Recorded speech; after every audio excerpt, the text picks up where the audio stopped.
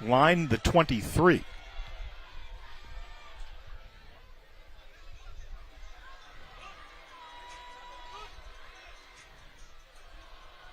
They're bringing out the field goal team. How about that? I love it. You know, Gazal, we've been doing this 8 years. My favorite player on the field? Kicker. Always. Matthew Ramos will hold.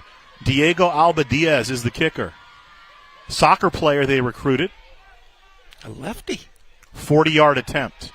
Lefty got the distance and doinks on the post. Oh, my.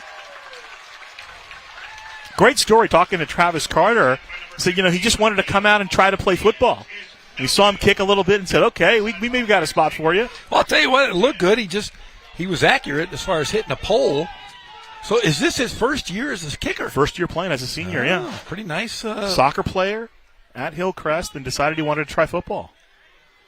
So 1st and 10, Poly from the 20. So they not only play around a short field, Jeff, they play around a big pass interference penalty. And again, running the defense, as Jeff mentioned, is the new head coach, Jerron Gilbert, his first year at the helm at Poly, taking over from John Rice. 1st and 10 Bears from the 20. Aguilar takes the snap, steps up. He'll go down the field. He's got a man. Complete. And trips over himself inside the 30, making the catch, Demaje Allen. The turf monster made his first appearance tonight. He was wide open. I don't think he knew he was that open. Allen, a 55-yard catch. Nice job by Aguilar, though, to get it to his receiver in stride. Offensive coordinator for Poly, Alvin Berkey. He's been at Colony and Etiwanda. And Coach Gilbert told me they're going to try to open it up a little bit.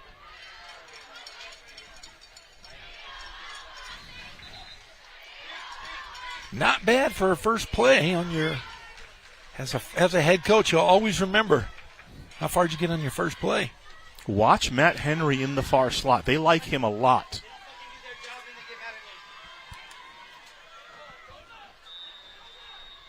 Allen on the near side. Split out to the bottom of your screen. Ball on the turf. Picked up and nothing doing there. It'll lose a couple of yards. Coming in and making the play for Hillcrest, James Maldonado. He's a returning varsity starter. He fills the gap there. Izzy Morales, 3-year starter, carrying the ball for Poly. Lost back to the 28-yard line. Yeah, and talking about this Hillcrest team, they didn't lose a lot of guys. They just need to retool a bit. Coach says, he likes the guys he has. He has a lot of the same players he had from that clutch team, that the comeback kids. Remember, they had 3 big wins that came from behind the last couple of minutes of the game, including that great Norte Vista game. Give to Morales. He's got some space on the left side, inside the 20 before he goes down. Making the tackle on the play for Hillcrest, Noah Mayweather steps up and fills the gap. Running behind big number 75 on the left side, Ryder Calderon. When I was talking with Coach Gilbert, Jeff, about players, he mentioned 3 of his O-linemen, Keono Timo, Marco Morales, and Ryder Calderon.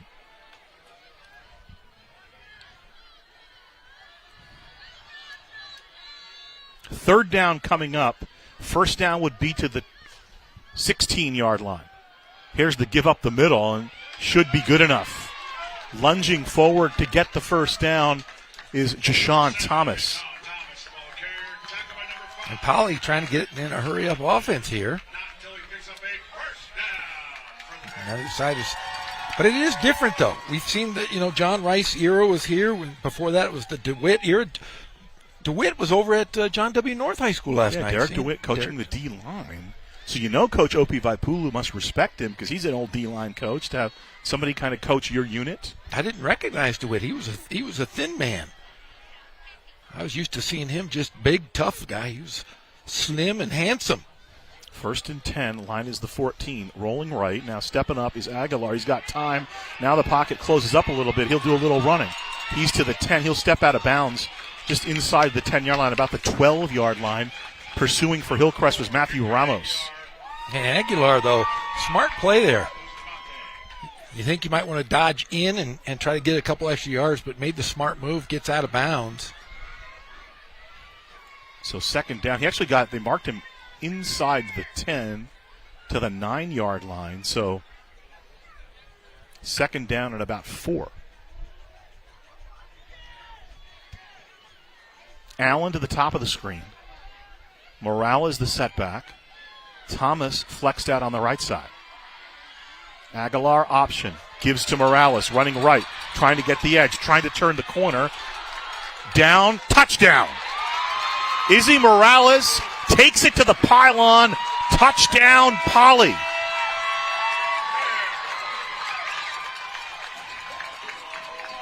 Poly coming out here under the Jerron Gilbert era. First drive, big play hitting that pylon.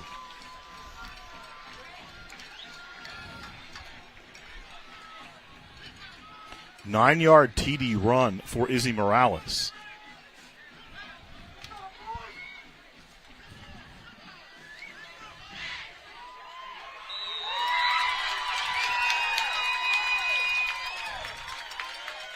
Talon Samoski puts it through for the PAT to make it 7-0. So an 80-yard drive for Poly, Jeff. They stop Hillcrest on the short field, and they drive down themselves running the football. There was the big 55-yard completion to Allen, and then Izzy Morales takes it to the pylon, as you see there, for the touchdown. Yeah, and really just efficient. Very smart football.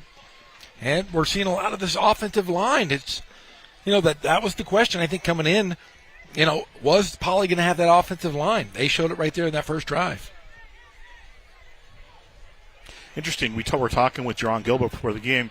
You mentioned to me he kept a lot of John Rice's staff. A lot of the staff at Poly held over from last year.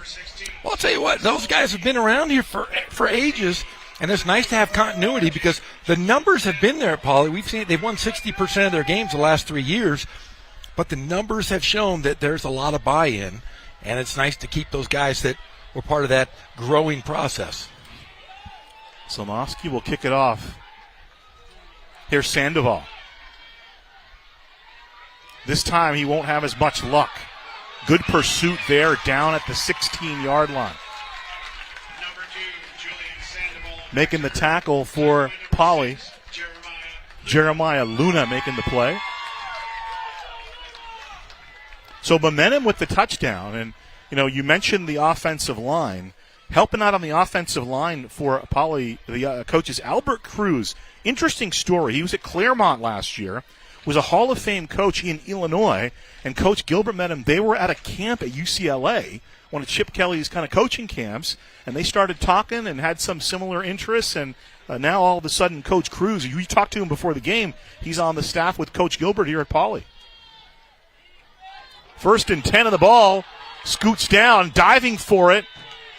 It's going to be down inside the 5-yard line. I believe Matthew Ramos, the heads-up play, making the recovery for Hillcrest. And we've talked about this, Gazelle, and we talked about it with Coach Carter before the game. You can kind of sneak wins here and there early in the season based on mistakes. We saw it last night with Ramona and North. A lot of mistakes can cost you, and that's a big one right there, putting Hillcrest right against the wall. So Ramos in at quarterback this series. He'll keep it. Ramos with a bit of a move, stumbles up to about the 10-yard line where he goes down. Pursuing it on defense there for Poly was Michael Gaines Jr. Michael Gaines Sr., good friend of mine, was Ken Batdorf's longtime assistant at Norte Vista. Another look here. Ramos, a little bit shifty. You mentioned he's good with his feet. And Gaines making the tackle, about a 7-yard pickup, 3rd down and long. They need to get to the 19-yard line. Check that. They need to get to the 29-yard line for a 1st down. 3rd down coming up. Ramos, the sophomore, working from the shotgun. 2 quarterbacks for Travis Carter. Ramos dancing to the right side, being chased, and down he goes. Making the tackle for Poly, James Rubio. I'll tell you what, Rubio, man, he was on his horse, chasing him down, basically grabbing his ankle, saving a big play there. So he drops him at the 13-yard line. The punt team comes out for Hillcrest. Look at this play. He just goes after him. It's a foot race. Able to grab that shoestring, pull him down. So Ramos will also punt. I feel like I'm watching Fast Times at Ridgemont High. Jefferson. And Jefferson. The great Forrest Whitaker. Ramos will punt. His heels are on the 1-yard line. He gets the kick away. Luna will field it at the 38. Luna up to midfield. First man he ran into was Aiden Parks, and Parks got some help on the tackle from Mohamed Lalisi.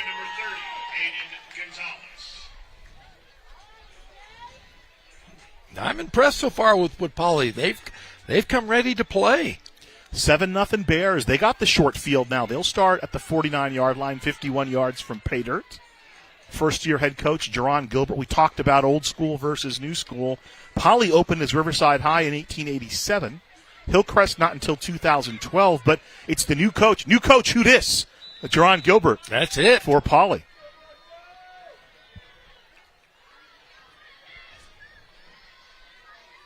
Victor Aguilar swings it outside. Dancing at midfield, lunging forward for about a 7-yard pickup. Out of the backfield is Johnny Montfort, the fullback. Or Montforti, I'm corrected. I'm pretty impressed so far with the tackles of Poly on offense. They've been really clearing some space here. You got some young guys. They got number 77, Austin Templeton. The young fella, just a sophomore. The give again to Montforti. Diving in Bustamante to make the tackle, and you're right, they're running behind big number 77, Austin Templeton. Got to get that guy out for basketball. Looks like a power forward. So third down coming up. It's a short third down, 3rd and 3. First down to the 41-yard line. Poly already up 7-0.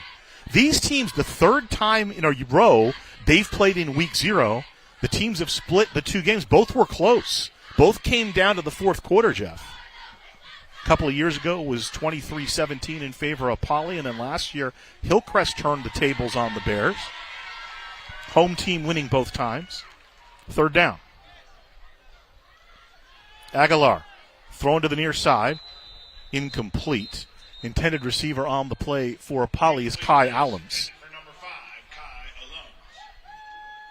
The illegal shift there, they call. So I wonder if Coach Carter will take it, because it'll be fourth down. If he doesn't take it, if he declines it, it'll be fourth down, but probably they would go for it being on the Hillcrest side of the field. So they will decline to make it fourth down. Oh, no, that was an illegal shift. So they'll take it, move it back to the 49-yard line. Jason Godfrey. Remember this Hillcrest team last year. Remember, no matter what, if they were down, they were always in these games. They had three comeback wins once in the playoffs, and I'll tell you, they are clutch and nails and hearts of stone, as they say. 3rd and 9, Aguilar to throw. He's got pressure. Trying to step up, and down he goes. Making the tackle was James Maldonado. Hillcrest kind of now you can tell the momentum's shifting a bit, starting to figure it out. Hey, Hillcrest didn't know exactly what Poly was going to do. They scouted him up over at Liberty High School, and they were running different things. He said, Coach Carter said, I have no idea what they're doing. We're seeing the adjustments made by he and his staff. Alvin Berkeley, the offensive coordinator, the new offensive coordinator under Coach Gilbert. That's like you said, at Colony and Etiwana, two very good football programs. Fourth down. Sandoval back to receive, and timeout called by Hillcrest. So a pretty clean game so far here. I mean, last night we had 39 penalties called against John W. North. I'm telling you, we got out of there this morning, it seemed like. And that was because first game jitters, you get a lot of mistakes made. Now, you made a great point on yesterday's game, Jeff, and I did not know that. Not to go Johnny Carson on you, but I did not realize that they were starting Thursday games late because of the officials' availability. Yes. I was thinking, hey, I'm going to be home fairly early and get to bed and get up at 5 o'clock and go to school, but no. All the games now are starting at 7:30 due to Thursday. Due to the fact that there's a multiple shortage, games. And there's a shortage of refs, so they're refereeing JV and freshman games on those Thursday afternoon, and so they have to give them enough time to get over to the stadium for the varsity games. So a little different this season. Samoski gets the kick away for Poly. Sandoval is going to let it fall. It's going to skitter down inside the 20. It'll be down at about the 16-yard line. Finally touching it down for Pauley is Paul Robles the third. I was watching, over the summer, you watch stuff to get you ready. And I was watching, there was like NFL Films had like a cycle going, and they had Bill Parcells talking about catching punts. And they played Washington for the NFC Championship before they went to the Super Bowl to beat the Broncos in '86. And he was saying that there was a 112-yard differential in field position just because his punt returners caught the football. Really? Not in terms of returns, yeah. And it just shows you how important field position is at that level. And obviously, at our level, we know the teams generally with good special teams are the ones that win in the playoffs. And we've seen the trends where they don't go after it at all. I mean, that seems to has gone to the wayside. 1st and 10 from the 16, little comeback route, completed at about the 16-yard line, lunging over the 23 for about a 7-yard gain for Hillcrest, making the catch, Jacob McDowell. Talking about those punt returns, how many coaches have we seen in the last 8 years not even have a returner? No, your friend Ken Batdorf. Oh, he's not my friend. He's an acquaintance. You just have a little falling out? We fall out all the time. Okay. He's my friend. He might be my friend tomorrow. James Rubio with the tackle for Poly. 2nd down coming up for Hillcrest. 7-0 Bears. Off to the early start, or the early lead here. Nice little screen pass. Sandoval in open space. 1st down over the 30. Shoved down for Poly by Michael Gaines Jr. I want to say Sandoval had 57 catches last season. Hey, he's going to pass that quickly. 57 for 761, 9 touchdowns. But Hillcrest graduated some pretty good receivers last year. Trey Williams, Brian Zabados, Yunus Abdul-Rahman, between the three of them, Jeff, 95 catches, 1,050 yards, and 10 touchdowns. Sandoval, though, was the big game hunter for Hillcrest, up to the 32-yard line, so a 9-yard pickup and a 1st down.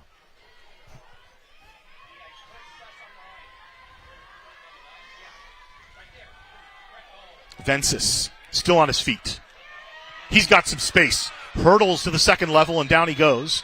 Right on the painted wolf visage at midfield. Vences, though, man, quick lateral movement there. 13-yard pickup, move the sticks, 1st and 10.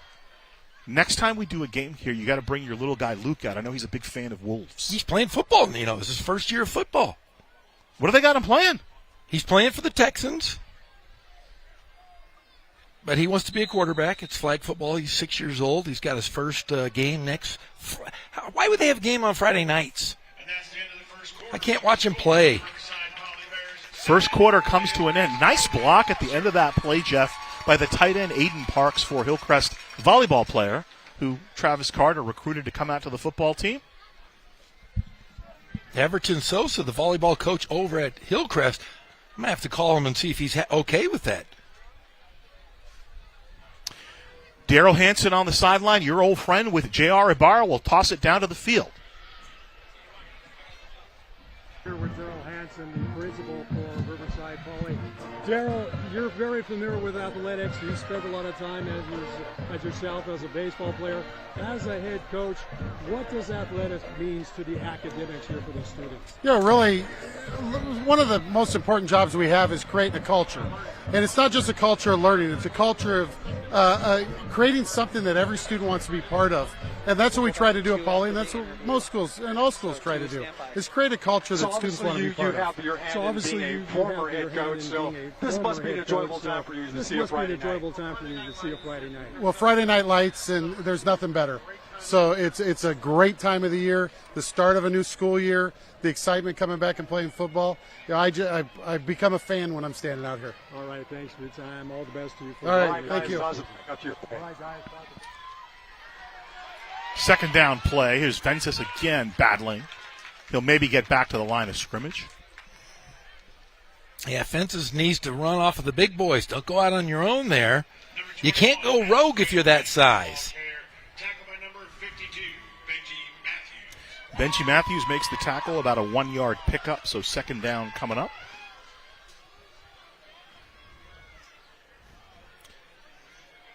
Now you know Daryl Hanson going way back, right? I've known Daryl Hanson. I'm 52 years old. I think I've known Daryl Hanson 50 of those 52 years. Wow. He was a student of my dad's. He's a great baseball player at Norte Vista. Great friend. He used to be my brother's neighbor as well. Play action. Here's pressure. Still on his feet, escaping.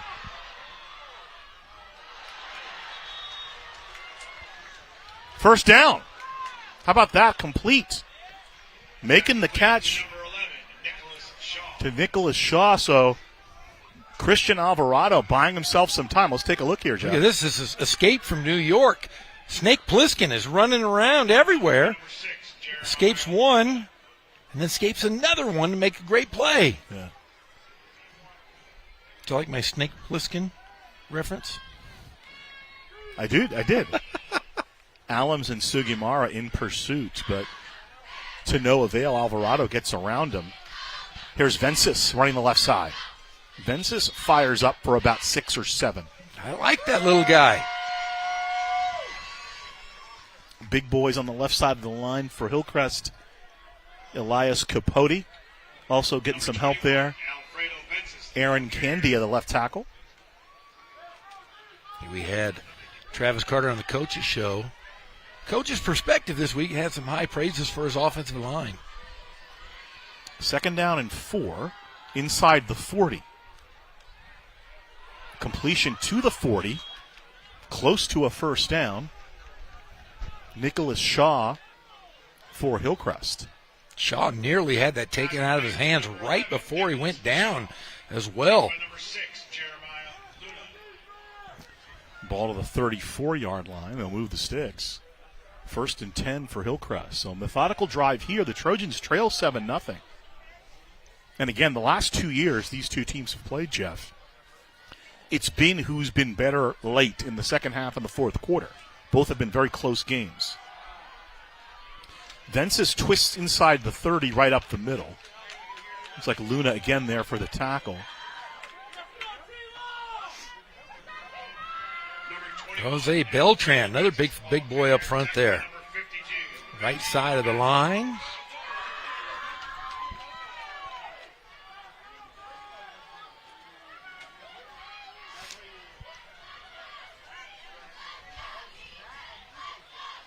Second down. Bustamante with a quick hit. Second effort gets him the first down. Yeah, Polly put 7 in the box there saying, hey, try to get by us. Hillcrest pushes through. Paul Robles III making the tackle. And Bustamante, remember, had nearly 400 yards last year as Polly will call timeout. Jerron Gilbert runs the defense, and it was interesting. You were talking yesterday about, Opie Vaipulu for many years coached the D-line. Now he's turned that over to Derek DeWitt.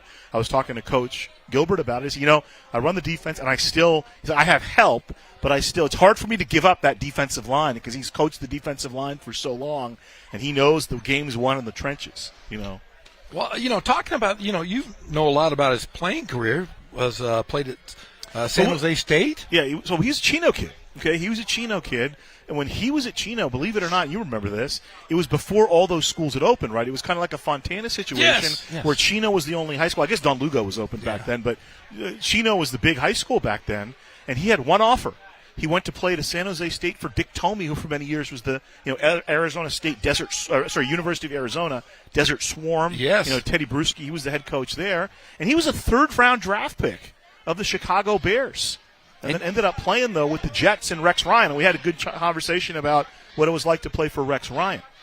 He's one of the few guys I look eye to eye to. I mean, he's a big man. Yeah, he's a big guy. Third down, and now a first down. Hurdling inside the 20-yard line. Well, you know how I measure all these high school football coaches? Well, by size, for one. But the other, I say, can I fight and win? Them? Can I fight him? And he's the one guy, and as assistant coach, I wouldn't fight him either. And I'd fight most. 6-yard pickup and a first down, Bustamante. A little short yardage situation. Bustamante again. No such luck. What a play for Poly. And Benji Matthews makes the play, the young sophomore defensive lineman. Benji coming through quickly. Matthews looks like a dude. We've called his name a lot this evening, Jeff. Watch him just shoot the gap here. Matthews playing that 3 technique and goes inside and makes the tackle. And he beat Candy, who's one of the top offensive linemen for Hillcrest. Yeah, Candy, a big fella. Ball on the turf, and down goes the quarterback. Making the play for Poly, actually cleaning it up after the fumble, Jaden Sugimara. Second snap, there was one that was with Ramos at quarterback. That's the first one with Christian Alvarado at quarterback. Alvarado last year against Poly, 12 of 16 through the air, 108 yards and a touchdown in a 24-14 win. They held the ball 76 plays to 48, and they outscored Poly last year, meaning Hillcrest, 17-0 in the second half. Right now, they trail 7-0. We're coming down to the middle of the second quarter. Plenty of time that time. Down the field, complete, and it's a touchdown. Making the catch for Hillcrest, Jacob McDowell, and it's 7-6. 27-yard strike from Christian Alvarado to Jacob McDowell. Nice slant to the middle of the field. Now, that's one thing we've seen Travis Carter take advantage of. He'll throw a post pattern, he'll go up the middle, he'll take advantage, and then he'll spread it out. A lot like he'll look at that defense and just kind of pepper around wherever the openings were, and that was a great call. Yeah, running right, running left, that's kind of like the jab, and they just go down the middle. PAT coming from Diego Albadias. High snap. Shaw, though, and down he goes. So a couple of issues with the snap. Robles the third there, Michael Gaines Jr. there, and then Kyle Lums ultimately made the tackle. Another look at the touchdown. That's one of those guys you find like he found the kicker on campus, right? Yeah. You got to find the long snapper. You got to find somebody, and you practice. So whatever Coach Carter teaches, he should like literally have his kids in class and find a long snapper. He's a history teacher. You didn't know that? No, I don't. I barely know who I am, for gosh sakes. Well, history should tell him he should get a kid to long snap. I talked, Coach Shiner over at Ramona last night. Both of his twin boys are playing. One, though, had flat feet and didn't play last year. Now he's back on the team, and his job, long snapper. Because he has flat feet, which means he walks like a duck. They call that a backyard skill. What was your backyard skill? I can't talk about it on Mixed Company. I could run a great button hook, though, in street football. Little pooch kick out of bounds. Let's see what they do here. Remember the old Hillcrest coach, John Brandon, he loved making teams kick it off over again. That's right. I mean, Thanos? Thanos, have you seen him lately? I've not. I heard he's really in thin. good shape. Yeah. He's thin, but he's still built like he's a fit Thanos. Is he wearing like the Fitbit thing and doing all the CrossFit stuff now? Is that what he's doing? I think honestly, I think he's going to make a comeback. He may be in the building tonight, right? Because he taught at Hillcrest and he played be. at Poly. Oh, that's right. He played for the great Mike Churchill. Yeah. Or he was okay. The okay Mike Churchill. He did win him a CIF championship, though. Yeah. They won the Eastern title in '83 over Bell Gardens, 33-0. And they won the Big Five title in '84 over Fontana, 27-7. Yes. All inland final. How about that? And then, of course, Coach Bruick won a couple of titles later with Foha, 87-89. And then, Mike Churchill went over to RCC yeah. and won a national championship in 1989. 5 yards marked off against the Bears. It'll go back to the 30-yard line. I tell you, I was Mike Churchill's assistant coach one year at RCC. I did not know that. You know what my job was? No. I wore the headphones and would tell jokes to him, and he would curse at me. And there was a lot of Rocky Ford was an assistant coach, longtime coach at Moreno Valley. We used to throw footballs at him because he was like 85 years old. 1st and 15 from Poly. The give, dancing to the outside, up to about the 38-yard line, carrying the ball for Poly. Johnny Monforti making the tackle for Hillcrest is Noah Mayweather. I'm impressed so far with Poly's offense. The running backs have shown they got some gump. You know, they're without Tajon Henderson, who's transferred out, and it's just the next man up, and they don't look like they've missed a beat. 9-yard pickup on the play by Monforti. Looks like running back by committee for new head coach Jerron Gilbert. It seems to be working. A lot like old Tom Kraft at RCC.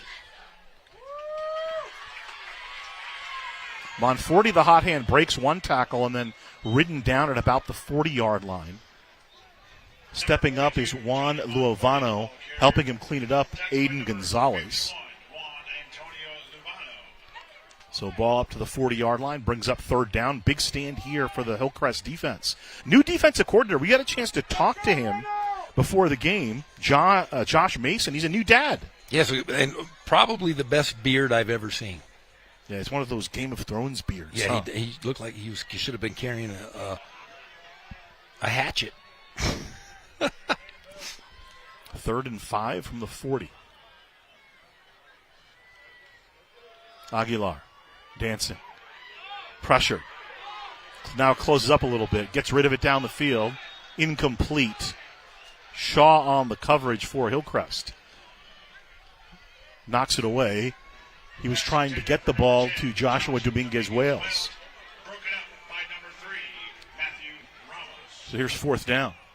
And that's one of those plays as a quarterback I'm not too sure you want to make just because you're trying to thread a needle and on the run things can happen. Just throw it out of bounds. Take the inevitable. He's under duress a little bit there. I like that he was trying to make a play. Punting it away for Poly is Talon Samosky.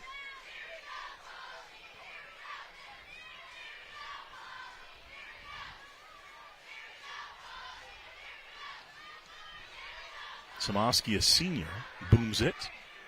And they'll let it drop, and it'll roll down inside the 10, inside the 5. It'll roll dead right at the 1-yard line. How about that? It'll roll down to the 6-inch line. What a great play there. 59-yard kick, no return.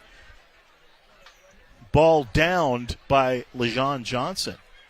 So long field with 5:43 to play in the first half. 7-6, the Bears lead the Trojans. An intra-city matchup here on Van Buren and Wood on the campus at Martin Luther King High School. Gazelle Hassan with you, along with Jeff Gorham, J.R. Ibarra down on the sideline, our entire award-winning Riverside TV crew. We nearly swept all three live sports production. But we lost two. Well, we lost to a demolition derby, which is fine. Yes. Which is fine. But it wasn't live. No, we're live. Of course, I want to congratulate my partner, Jeff Gorham. First place. It's a tie, but he did win first place for locally produced sports talk, or locally produced talk show. He happened to be about sports. Looks like the quarterback took it himself there. Up to about the 4-yard line. I think we have another award-winning show we're going to have tonight. That's why I've got to preview that. The Friday Night Pep Rally. The first year Don Meredith won an Emmy for Monday Night Football, Howard Cosell said to him, "Well, Dandy, it's certainly it's evidence of whimsy over substance." So 2-yard pickup, little breathing room for Hillcrest. 2nd and 8 from the 3. Alvarado back at quarterback, dancing is Vences, and he is lit up. That was LeJean Johnson stopping him in his tracks. 1-yard pickup, 3rd down coming up. I think Vence is going to feel that tomorrow. I felt it right now, and it hurt me. I mean, trying to get around the first tackle, which he does, and then Johnson says, as our friend Pete Arbogast would say, "How do you do?" Under 5 minutes to play first half, 3rd down coming up. Now, this is a big play for Poly. because they could play a little field position here if they can stop Hillcrest. They already lead at 7-6.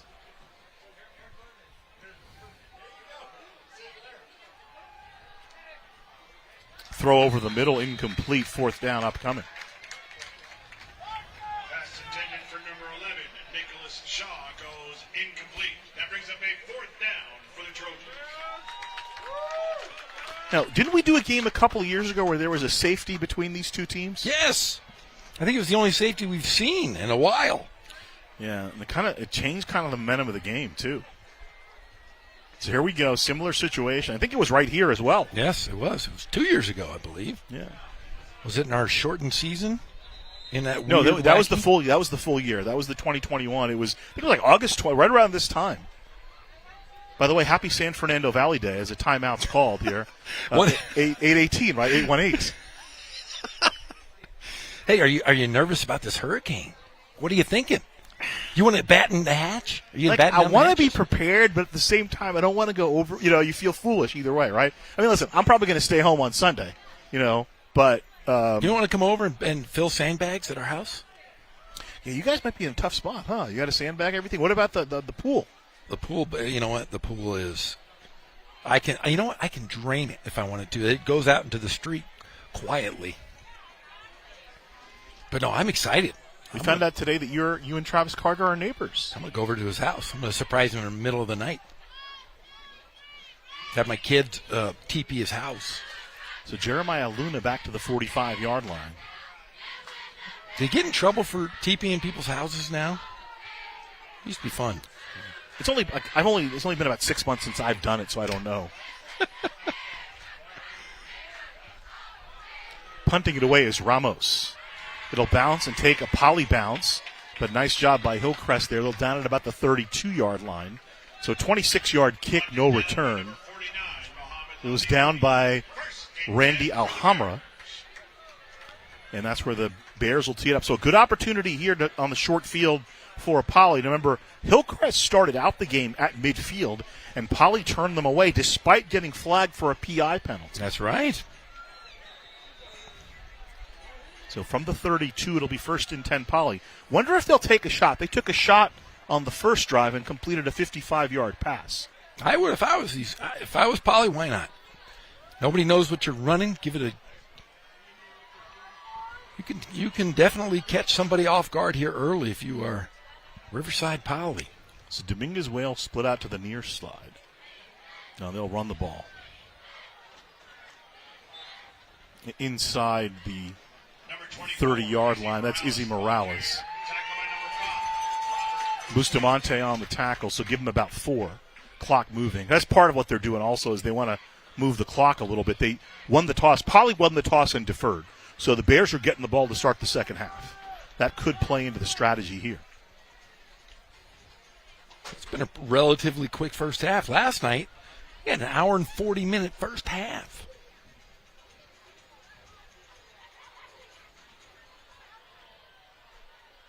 Morales in motion. Here's Thomas picking his way.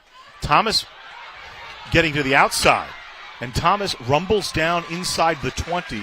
They'll mark him down at about the 15-yard line. So a good run there by Jashawn Thomas. Thomas. That is some bulk right there. He took it right and then went left. Quick handoff. It's about a 14-yard run on that play. And looked like they had him stacked up. But just gets to the outside. A little stiff arm there. And a nice block. Who threw that block? That was Izzy Morales clearing some space.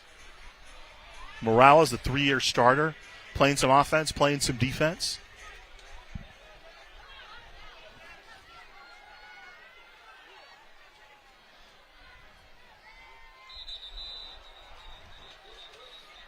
Flag. False start on Poly. They'll back it off to the 19. 5-yard penalty. Jason Godfrey. Our man Godfrey is our white hat today.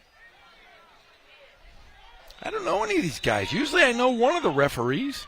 He said there are a lot of new referees, Jeff. New dudes. Maybe your friends all got sick of working games you call. Or they got old and died. Oh, don't say that. Well, if they did, I'm sorry.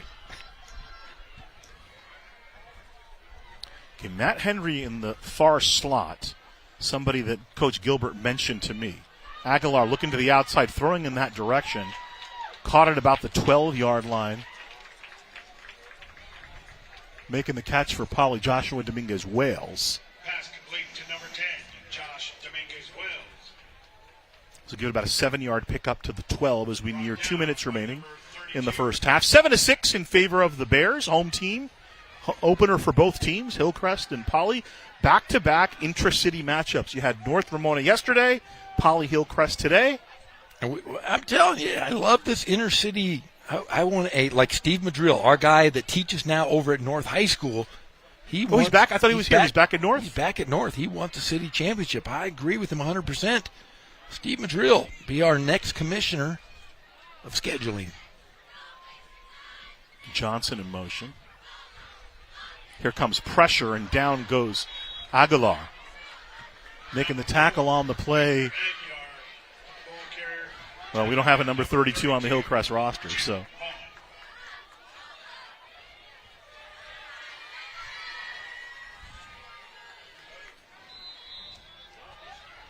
So clock ticking down. It's a third down coming up. And Poly taking a timeout here. First-year head coach Jerron Gilbert taking over for our friend John Rice. Rice now over with Eric Galliano at San Jacinto. And he brought his son with him. Okay. And Bill Powell's over there as the assistant. Powell was the head coach there for many years. Yeah, now he's the assistant principal. So every time I talk to him on the phone, I have to address him as Mr. Assistant Principal. Daryl Hanson, we talked to the Poly principal here. Whenever I hear the name principal, all I can think of is Lean On Me. We don't want a good principal. We want Mr. Clark. Have you ever thought about becoming a principal, Jeff? Never. Okay. I think you know who would be a good principal? Who? You're going to laugh at me? Your wife would be a very good principal. Oh, she would, because she's tougher than nails, and she's cute. So if you mess with her, she'll fight you. But if you're gentle, she'll be nice. She's cute. So you listen to her. You listen to her. I do. A little. So, Gazal, you're going to be staying over at the Stately Gorham Manor this season. We are calling these RCC football and high school football games. I got to check up on my guy Luke. Your boys. Got to see how well Luke is coming on the bow and arrow stuff. He's just ready to go hunting. Did you put my bumper sticker on his bicycle? My I'd rather be bow hunting sticker. Aguilar to throw, stepping up in the pocket. He's got time now. It closes up and down he goes. Making the tackle for Hillcrest, James Merriweather, but a lot of credit on that play needs to go to Jose Beltran, who just kept contained on the quarterback, didn't over-pursue, boxed the quarterback, as they say, and fourth down coming up for the Bears. So Hillcrest doing a better job. They're going with those outside and funneling it in, like you said, boxing them in. A great crowd here. Look at Hillcrest, huge crowd coming across town. Ken Mashinsky talked about it with you on the coach's perspective.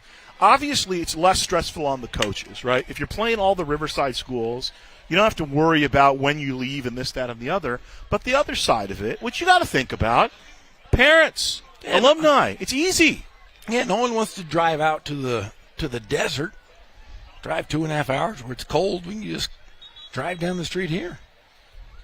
Pre-hurricane weather, it was about 95 degrees when we got here. Like Coach Mush, who are they playing? So they already played North. They got Beaumont next week. Beaumont's fairly close, but they're going to play Poly, right? And are they going to play? I'm sorry. They play. Ramona plays Kaiser next week. Kaiser, not too far. And they play Poly, and they're playing another Riverside school. Who else are they playing? Yeah, they're only leaving town once. Okay. And our boy Ken Batdorf is all over the world this year because he didn't think he had a stadium. 40-yard field goal attempt coming up here on fourth down.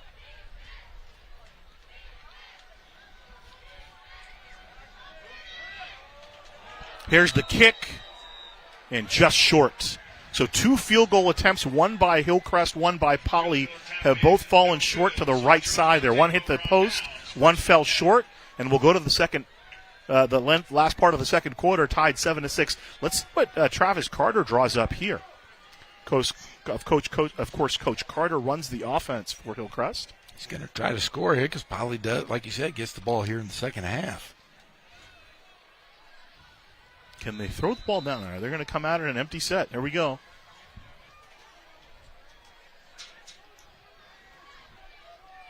So let's see if they run some mesh concept here. No, he does have a fullback, ideally for maybe a blitz pickup.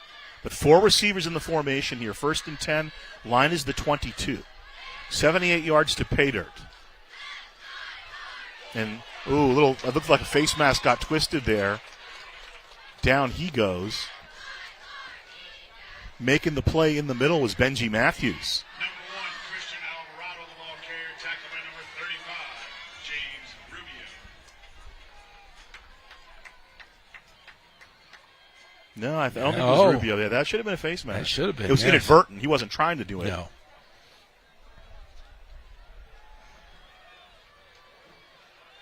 And then Coach Carter will just discretion the better part of valor. Vensis up the middle, and they'll just let the clock run out. And Poly will get the ball to start the second half. So a little bit of a slugfest here in Orange Crest. They call it a rock fight. 7 for Poly and 6 for Hillcrest. When I was a kid in the 90s, there was a great punk band called Dirt Clod Fight. Dirt Clod fight. Dirt You've told Clod me fight. about those guys before. First half with the score, the Riverside Poly Bears 7, the Hillcrest Trojans 6. Not a lot of scoring, Jeff, but we saw some things on both sides. We did, and I'll tell you what, I'm impressed with Riverside Poly. They came out, and they did exactly what they were supposed to do. They took care of business, played pretty much mistake-free football, and they have the lead. I think we have JR standing by with Jerron Gilbert, the head coach of Riverside Poly. Yeah, we're here with Coach Gilbert. Coach, how would you assess that first half of play? We're just in a fight right now. We're in a fight right now, and we need to come out on top. We a couple mistakes there we allowed, and we need to do better running the ball, and we need to make sure we don't make those mistakes on defense, and I think we'll be all right. But both sides are bringing it today. So. All right, have a great second half. All right, thanks. Okay, guys, as you can see, it's a pretty tight ball game here at 7-6. Pretty good matchup between these two squads. We'll see what kind of adjustments will be made. We'll hopefully get a chance to talk to Coach Carter as we come back with a second half. Till then, we'll send it back up top to you.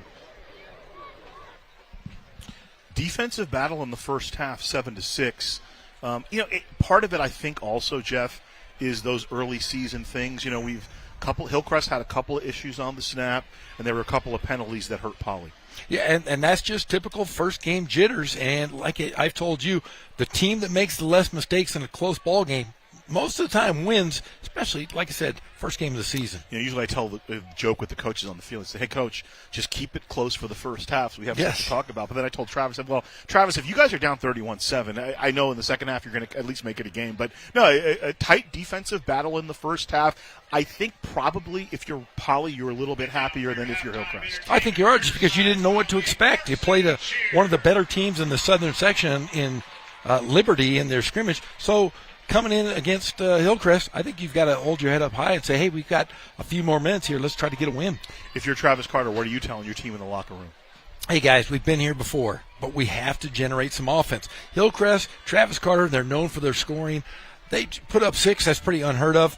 I think they'll get it going. The quarterback will get back in it. And then, like I said, they have dynamic receivers. They'll be all right. All right, as JR mentioned, you'll have Travis Carter coming out as we start the second half. But after 24 minutes of football here, 7-6 in favor of Poly.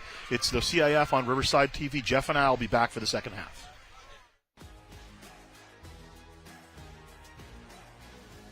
High school sports are one of the things that make living in California so great. But sometimes the behavior in the stands can overshadow our achievements on the field. I love it when my parents show up for me. But being booed for missing a play could be crushing. And remember that refs are people too. They're trying their best to call a fair and correct game. Hey, and enough with all the swearing. No one should feel insulted or ashamed because of their race, ethnicity, or gender. We should be able to hold our heads high after the match, win or lose.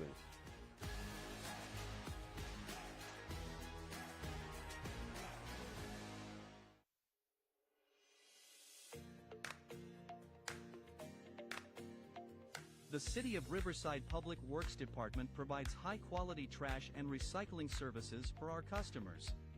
Our convenient curbside trash collection services help promote a clean and healthy Riverside. But what do you do when you have items too big or heavy for your can? That's where our bulky item pickup service can help. Before you call for help with your bulky items, be aware that not all items are acceptable for our free curbside service. furniture, tree trimmings that are properly bundled and no longer than 36 inches, water heaters, and other non-hazardous materials are fine for curbside pickup. Appliances containing freons such as refrigerators, freezers, and room air conditioners may also be picked up curbside by separate appointment. Unacceptable items include hazardous waste, antifreeze, paints, filters, and tires. We also cannot pick up electronic waste such as computer monitors and televisions, or fluorescent bulbs and household batteries. Construction or demolition materials such as scrap wood, metal, concrete, doors, and drywall are also not accepted. These items may be dropped off in person for no cost at the Agua Mansa transfer station or at one of our Clean Up Riverside events. For more information and the current schedule for these drop-off events, please visit riversideca.gov/cleanupriverside or call 951-826-5311, your one-stop shop for city services. To schedule a bulky item pickup, first call your service provider for an appointment. On the day of your appointment, please make sure that your items are curbside by 5:30 a.m. You may have up to 5 items picked up at each service call. If you have an appliance containing freon, please call the Appliance Recycling Center of America at 1-800-654-2722 for your free pickup appointment. RPU customers may even qualify for a rebate. Visit riversidepublicutilities.com for information on current residential rebate programs. To find out more about the City of Riverside Trash Services or our Clean Up Riverside events, visit the Public Works website at riversideca.gov/publicworks.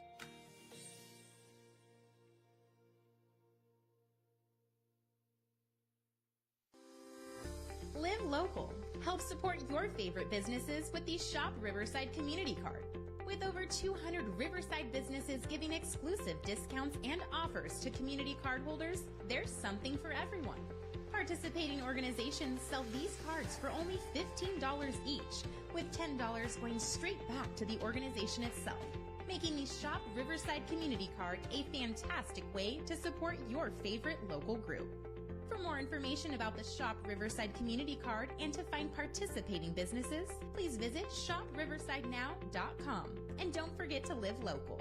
Shop Riverside.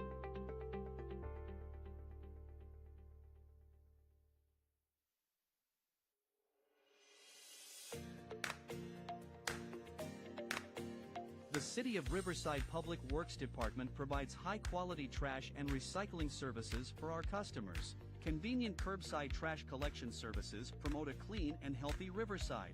To help us provide you with top-quality service, we ask you to follow a few key rules.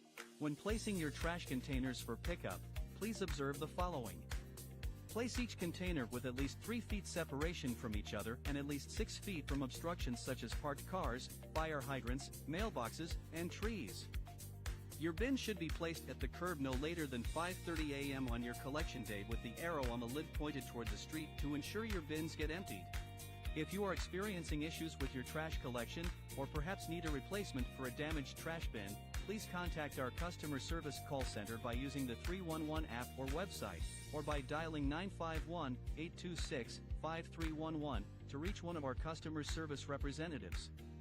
And for more information about trash services, recycling, or bulky items, visit the Public Works website at riversideca.gov/publicworks.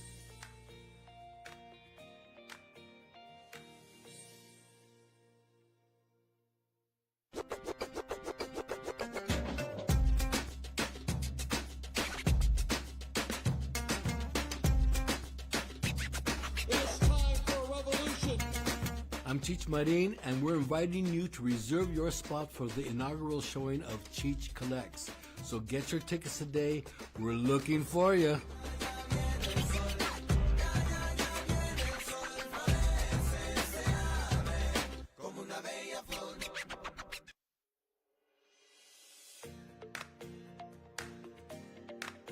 The City of Riverside Public Works Department provides high-quality trash and recycling services for our customers. Convenient curbside trash collection services promote a clean and healthy Riverside. To help us provide you with top-quality service, we ask you to follow a few key rules. There are 3 different containers for your trash. The blue bin is for recyclables and should only be used for clean recyclable materials such as aluminum cans, cardboard, glass bottles, plastics, and styrofoam. The old brown bin, or new bin with gray lid, is for standard household trash and items not suitable for the other bins, such as animal waste, cactus, palm fronds, soil products, and other waste. The green barrel is for your grass clippings, leaves, weeds, and other plant materials, excluding palm fronds, cactus, and yucca. And please remember not to use any of the containers for heavy construction waste such as concrete. For a complete guide to sorting your trash, please visit riversideca.gov/publicworks.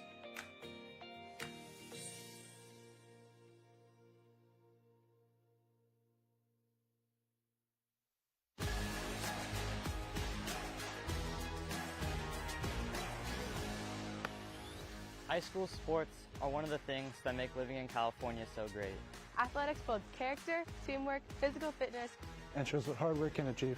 And some of us can even earn a college scholarship or qualify for the Olympics.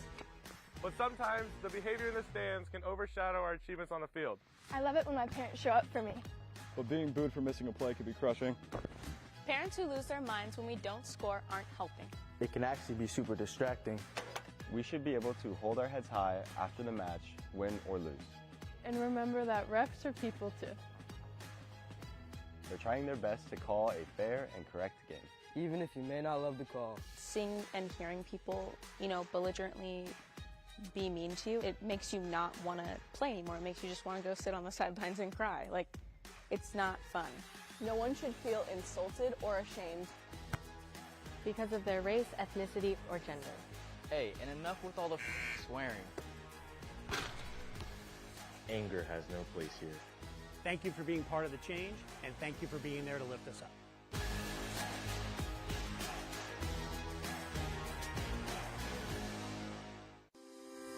Live local. Help support your favorite businesses with the Shop Riverside Community Card. With over 200 Riverside businesses giving exclusive discounts and offers to community card holders, there's something for everyone. Participating organizations sell these cards for only $15 each, with $10 going straight back to the organization itself, making the Shop Riverside Community Card a fantastic way to support your favorite local group.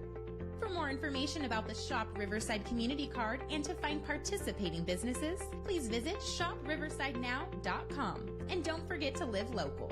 Shop Riverside.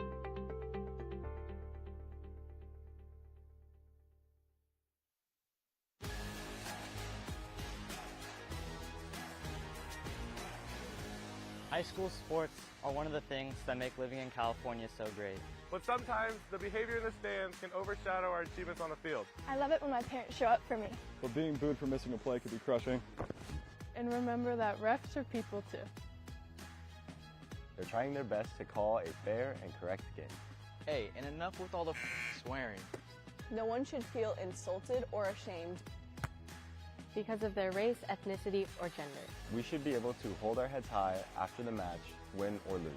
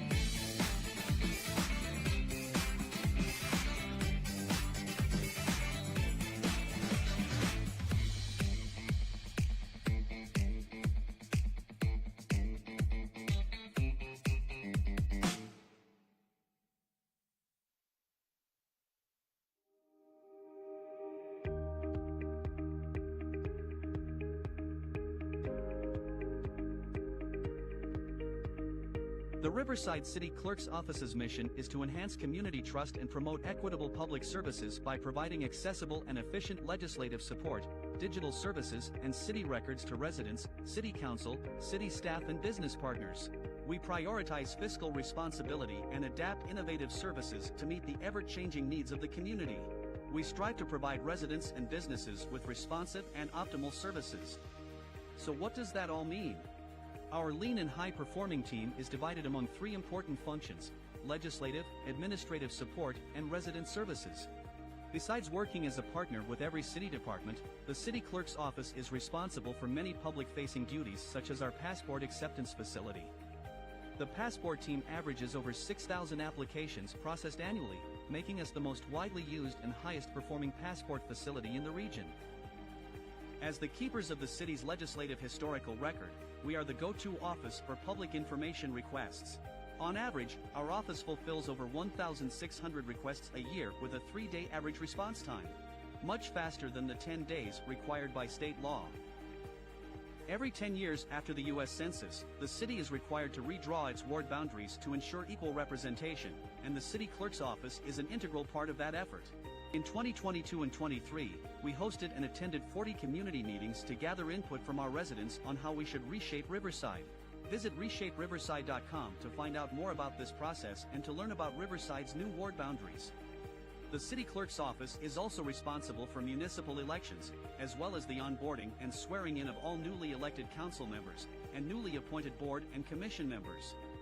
Our office processes all applications for new members and provides annual training for the city's legislative bodies. We provide staff and legislative support for 8 of the city's 18 boards and commissions. The city clerk's office also provides agenda processing for city council and committees, as well as the boards and commissions that we support, averaging over 200 agendas processed per year. As the City of Riverside's filing officer, the city clerk is responsible for processing financial disclosure forms for public officials as well as routing contracts for execution. All this work would not be possible without our dedicated team. City clerks truly are the grease that keep the wheels of municipal government turning, and our office is here to support Riverside's residents by ensuring that the decision-making process is transparent to the public, complies with federal, state, and local regulations, and is properly recorded. If you have a public records request,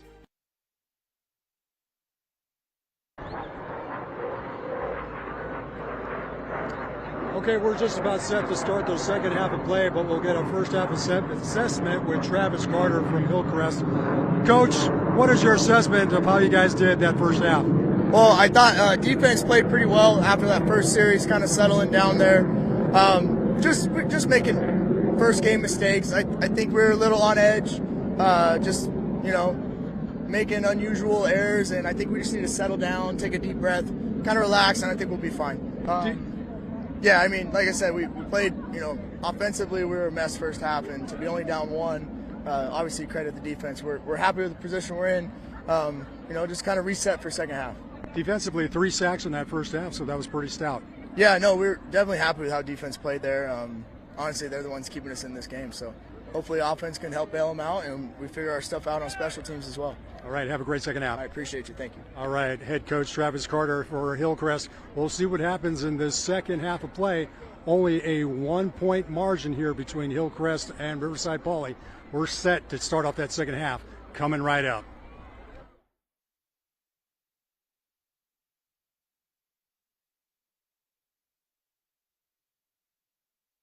Stopping in with Travis Carter, and yeah, I mean, listen, the bad news is things didn't go the way you wanted them to go. The good news is you got 24 minutes of football in the second half, and last year we saw Hillcrest, a very good second half team, Jeff. They had some incredible second half comebacks. We saw one against Norte Vista. There was one against Patriot, and they had one in the playoffs against Quartz Hill. 55-44 in double overtime. I was joking with Coach Carter. I said, well, at least we know if you go to overtime, because he's got those wacky 2-point conversion plays that he knows how to do. So, but obviously, Poly defensively has been very stout. They've been very active, playing the 3-4, a little more active. The linebackers have been very active for Poly, Jeff. Well, they have been, and the high potent offense we've seen from Hillcrest for the last few years, that's an indicator right now of how good this Poly team could be. I mean, the first, 24 minutes of this game, no one knew what to expect. But now what we've seen is they're a defensive team. neither team scoring right now, but we know that Poly right now in the trenches has shown they can play. I know you want to preview something.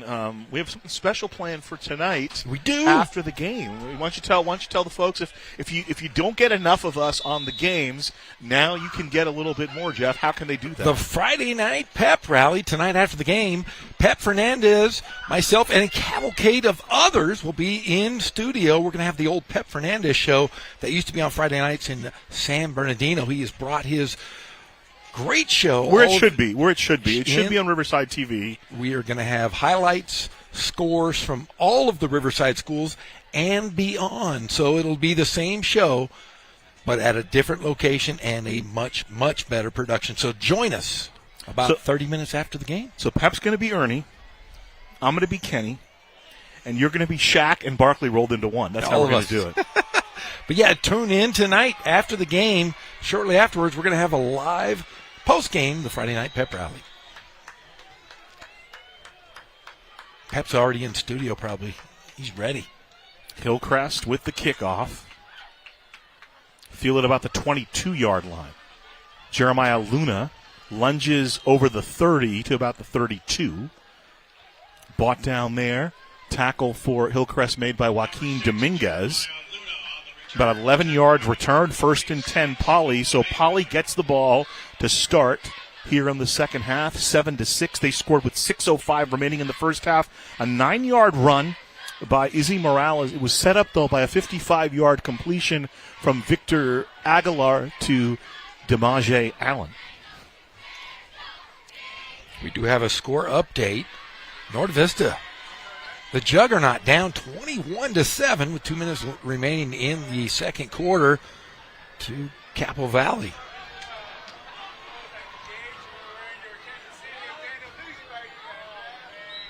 Handoff, about a 5-yard pickup before the ball carrier is stacked up. They'll mark him up to the 38-yard line. So, give him exactly 5 yards. That was Jashawn Thomas.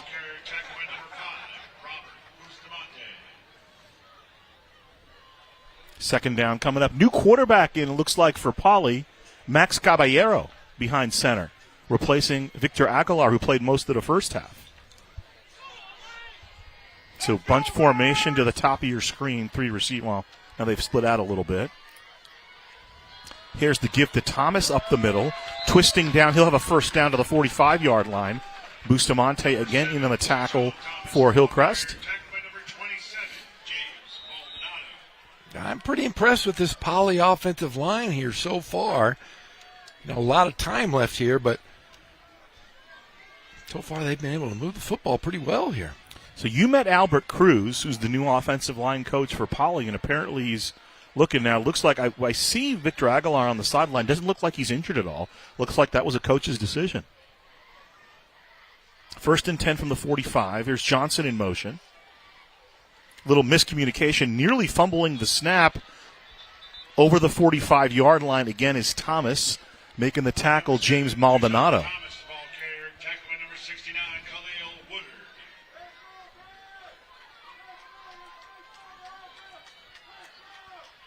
Move down towards 10 minutes remaining in the third quarter, 7-6 Poly.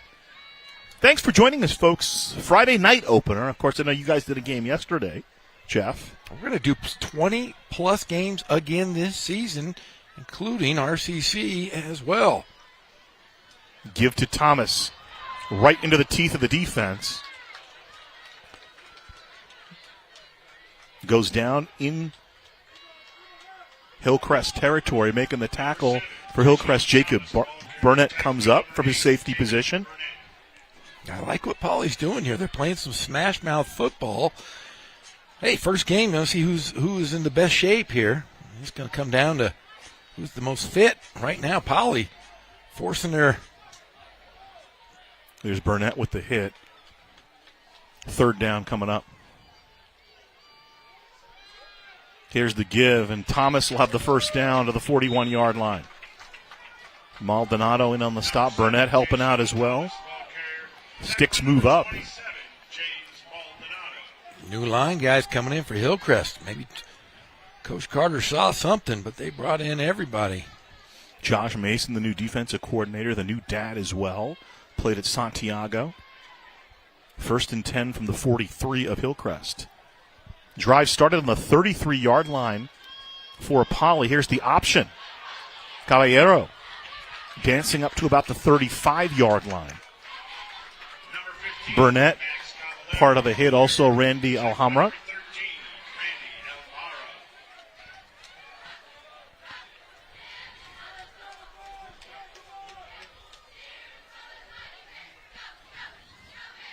And we will be back next week for 2 more games, Thursday and Friday, at Nordavista and Shadow Hills.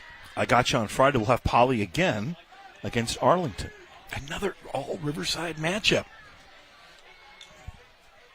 See Argamosa and Rick Covington. 2nd and 3 from the 36. Option. Aguilar back in there with the keeper. Ball on the turf. Ball still loose. Who's got it? I think Poly got it back. Godfrey, the white hat, stacking the pile. Yeah, looks like it's going to stay here. So Bears keep the ball at the 35-yard line. Here's the replay. And he almost got it taken away once. They're just raking the ball. Yeah, it came loose there.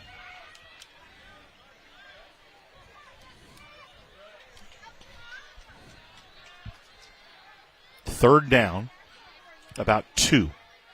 Need to get to the 33-yard line for the first down. 7-6 Poly.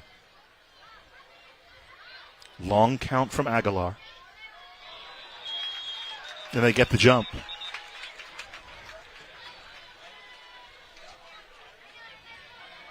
Offsides against the Trojans, resulting in a first down. So ball moves to the 30, 1st and 10, Poly.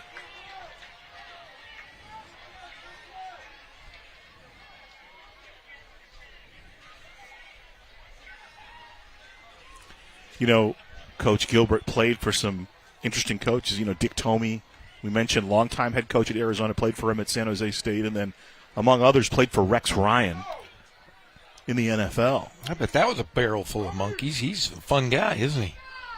1st and 10 from the 30. And the ball again on the turf. Johnson picking it up. A couple of yards, it'll be 2nd down. So we saw Hillcrest have some problems off the snap in the first half, and a couple of mishandles here by Poly in the second half. The third quarter will bring up 2nd down. The one thing I asked Coach Gilbert, we were done with our call, and I said, you got to tell me, what's it like when Rex Ryan tells you made the team, you know? And he said to me, he said, I took a lot from Coach Ryan in the sense that he was the first coach, he made it fun. Like, NFL, it's a job, man. You got to be at the facility at 5:30 every morning. And he said, playing for Rex, I wanted to be at the facility. Man in motion. Give to Thomas.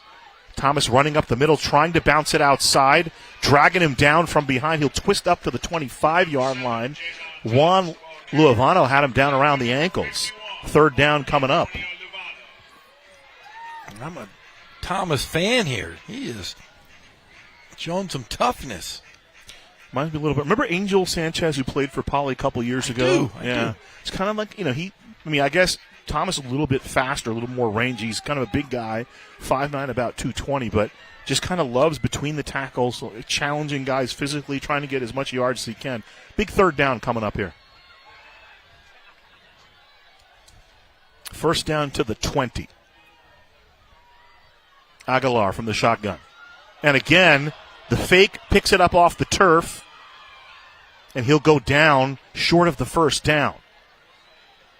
I mean, that is 3 times on this drive where they have completely lost the football. Maybe it's a brand new ball.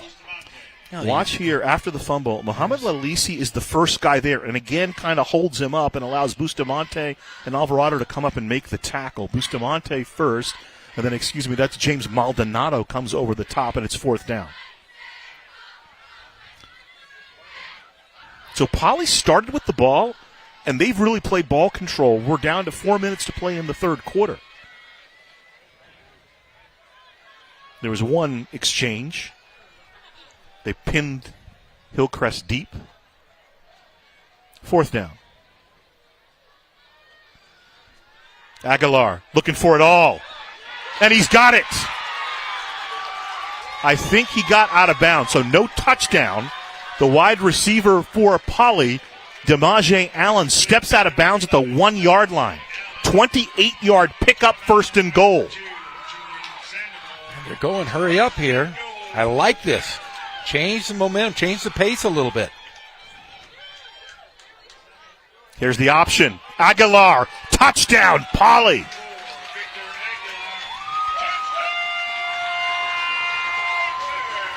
So Poly pulls Aguilar for the first part of the drive, but he's able to finish it off with a 28-yard completion on a 4th and 9 play, Jeff, and then he takes it in the rest of the way. I like that Coach Gilbert rewarded his quarterback, letting him run that option in. Oh, great option, too. I mean, great fake, great blocks, and able to just sneak his way in. Great play. So 4:11 of the third quarter, a 1 yard run from Victor Aguilar, set up by a 4th and 9 conversion. Demaje Allen reminds me of Blazing Saddles. Do you know why? Why is that? Remember Harvey Korman's character is Count de Monet. Yes. Demaje de Monet. Count the money. Count the money. De Monet.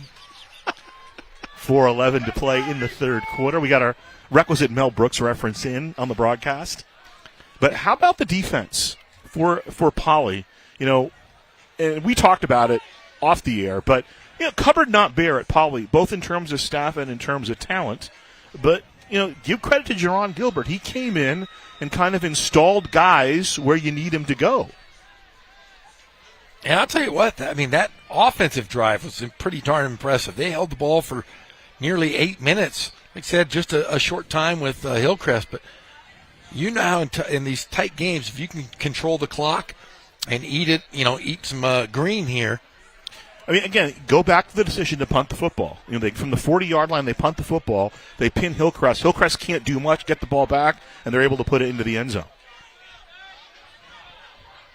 And we saw that last night. Mashinsky and Ramona put North against the wall several times. They were able to pull up 30 unanswered points. Good kick there.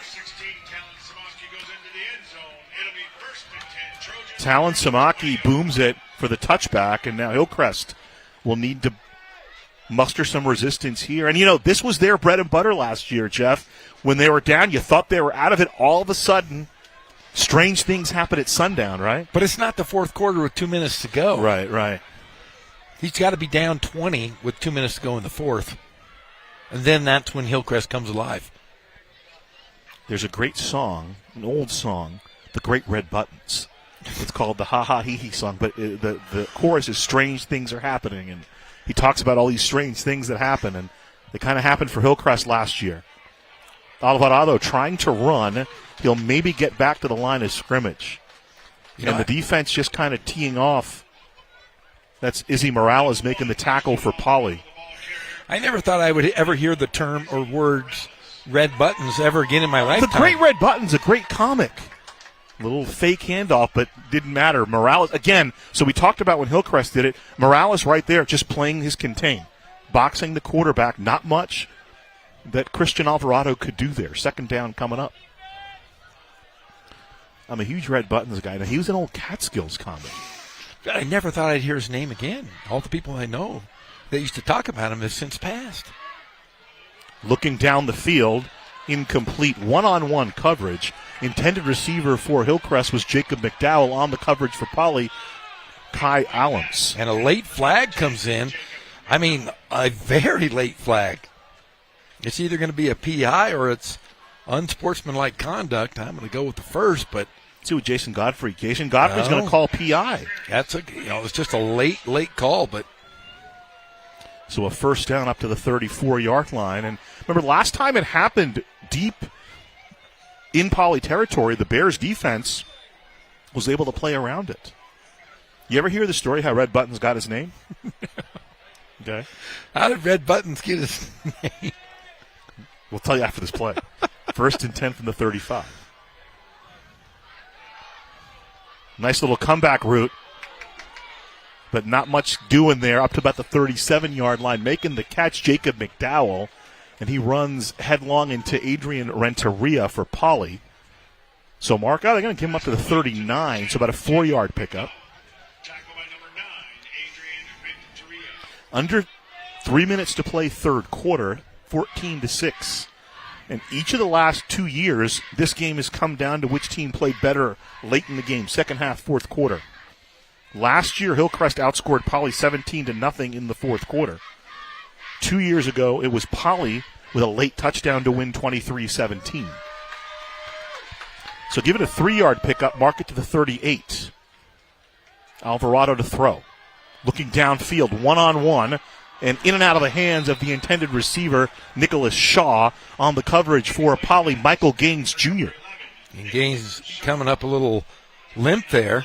That ball was underthrown. The receiver came back and should have made the catch, but looks like they... Yeah, it looks like he's cramping, actually. Hot day today. You want to make sure you stay hydrated. Third down coming up. 3rd and 7.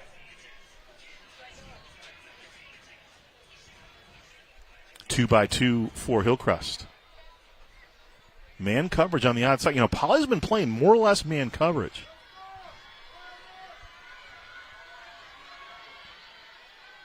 Vensis circling out of the backfield. Complete to McDowell. McDowell 40-45.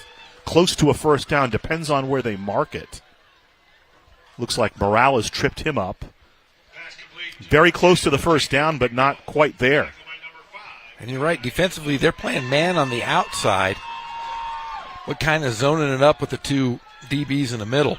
Ooh, they're moving the sticks. I thought it was short. Me too. I mean, not too short. It was right there, but they moved the sticks a first down. Nice job on the effort by McDowell to twist and get that extra yard. 1st and 10 from the 45. Throw to the outside, McDowell again after the catch into Poly territory. Pushed out of bounds after about a 6-yard pickup by Lejon Johnson.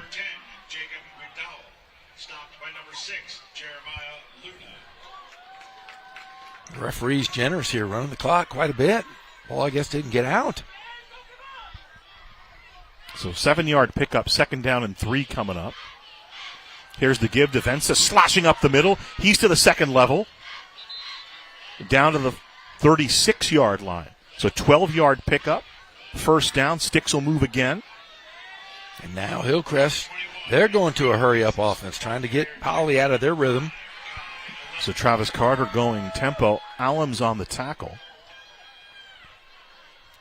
So 2 stacks, stack up top, stack down below. They'll throw it to McDowell, get it to him in space. Not much doing there. Oh, there's a late flag out of coming bounds. in. So McDowell with the catch, Shaw on the block. Let's see what Jason Godfrey has to say. He's our white hat this evening. So all of a sudden the pace of the game is picked up. We had a good chat with Travis Carter about how to deal with officials. And a face mask on Poly. Face mask against the Bears. So a 15-yard mark-off. It was a modest gain, but it's going to be a first down. See, I like what Coach Carter is doing here. He's going to go hurry up offense, and I think I know why. He's watching the Poly guys. Some of the defenders are putting their hands on their knees. They're tired. 1st and 10 from the 31. Vensis up the middle. And down he goes. Luna on the tackle. Another flag comes in from the side judge. Down to the end of the third quarter here. At the end of the third quarter, we'll kick it down to J.R. Ibarra on the sideline. This one's coming back the other way.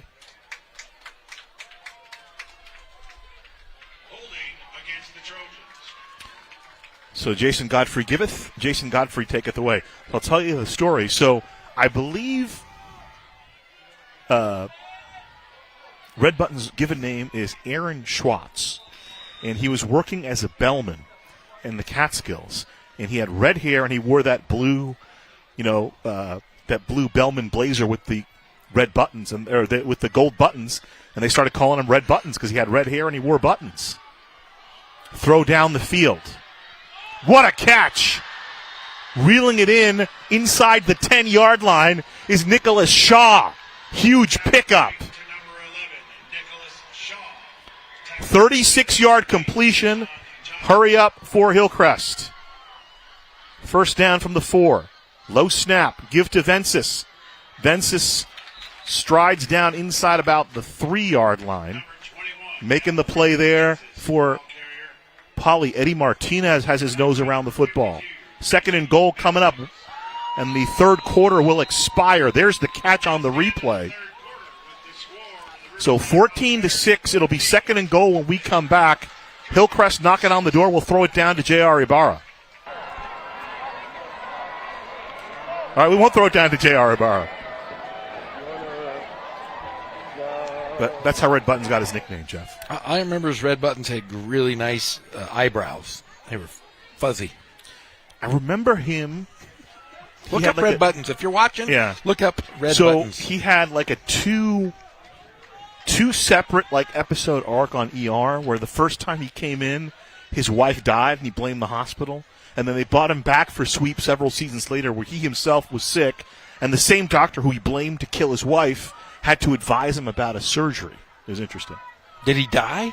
No, he didn't end up dying. He's Red Buttons. You got to be able to bring him back. You know, I was looking over the chain gang of Poly, and it appears we still have Kelvin Butler is on the chain gang. He's a great UCLA center, played at John W. North High School, one of the Gorham's best friends in the world. He was a basketball player. Great basketball player. He was a starting center at UCLA, for gosh sakes, with Reggie Miller and those guys. So he's my favorite UCLA alum. Second and goal coming up from the 2. Yeah, he's holding the so stick. well. So he played for North, and Reggie Miller played for Poly. Oh yeah, and he used to beat the heck out of Poly, and then Poly would beat them. So Bustamante looks like he's in the backfield. Second and goal from the 2. Double tight end set coming up. Extra lineman on for Hillcrest. They'll give to Bustamante. Bustamante, is he in? Doesn't look like he's in. They'll stop him at the 1-yard line. Yeah, there he is, holding up right there at the 2-yard line. Big Kelvin Butler. If we can get a video of that guy later on. One of the best players in, I want to say my favorite center in Riverside City history. So he played for Walt Hazard? Is that who he played for? Yes, he did. Third and goal.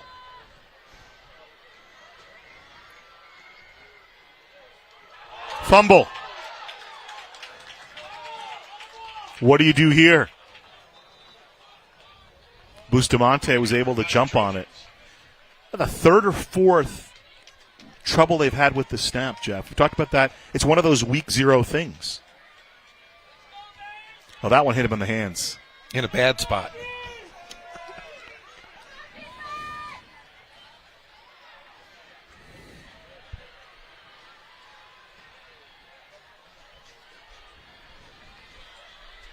So here we go, 4th and goal. Ball at the 6-yard line. What do you do here? Big clutch conversion on 4th down for Poly.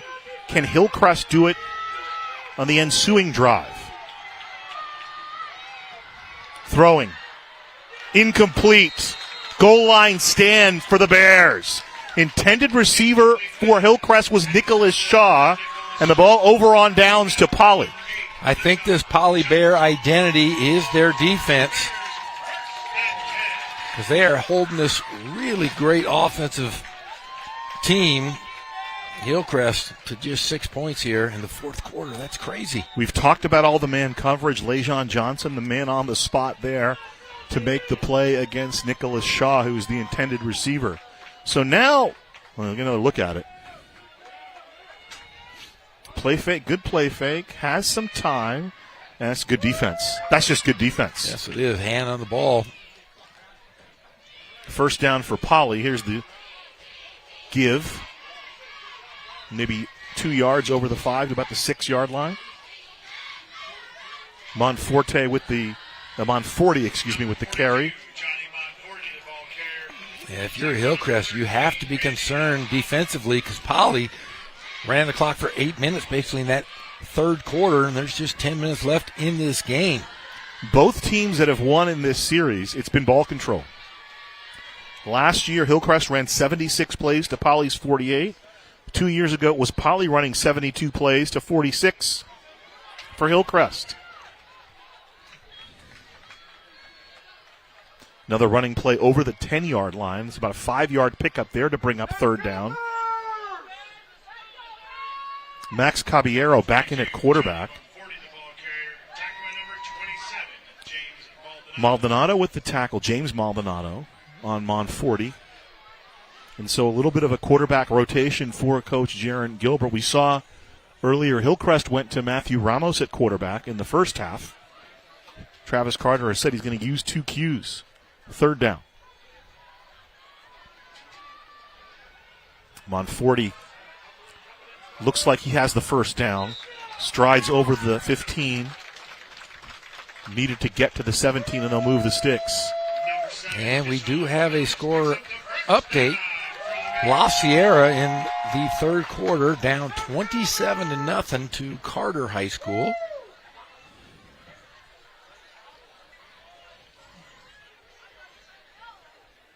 Oh, so they did play. I thought they were playing Thursday. They were supposed to. They ended up changing the game. And it's halftime in Capel Valley as they lead 21-14 over Ken Batdorf and the Norte Vista Braves. Monforte dives forward.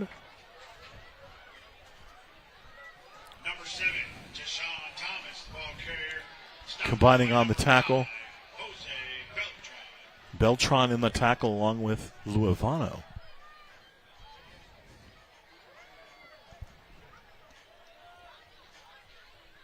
So Poly just going straight to that ball control here.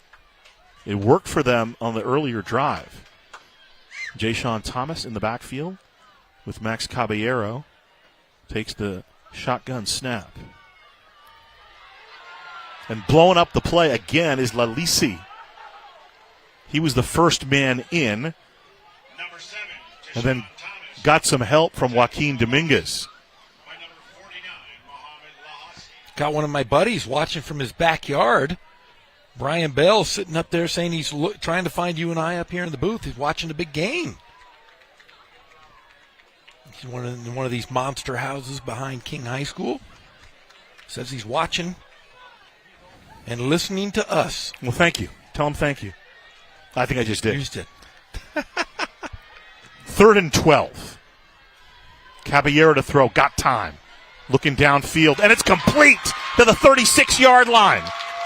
9 more yards after the catch.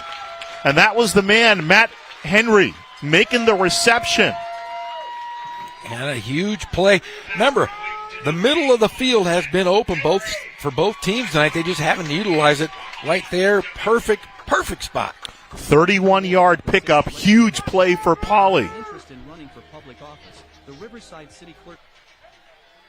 Henry just snatches it away on the coverage. Was Mayweather. He was right there, but I think he slipped. Under 7 minutes to play in the fourth quarter. Jason Godfrey stops the clock. Why? He'll explain it to us. So move the ball back 5 yards. And now if you're Hillcrest, like you're talking about, time becoming a factor here. Held the ball here for about 3 minutes so far. And it's still running. Big 1-yard run by Victor Aguilar at 4:11 of the third quarter. That's the score that separates the two clubs. 14-6, Poly on top. Thomas slashing to the outside. Turns the corner up to midfield. They'll stop him at the 48-yard line, so about a 7-yard pickup. 2nd and 8 coming up. There's no thunder and lightning. It is straight thunder. He is a tough back. Running back by committee for Poly, we've seen Jashawn Thomas. We've seen Johnny Monforte. We've seen Izzy Morales. So Jaron Gilbert kind of using different guys there. And then the big boys up front just doing the job. Keone Timo, Marco Morales, Ryder Calderon, among others.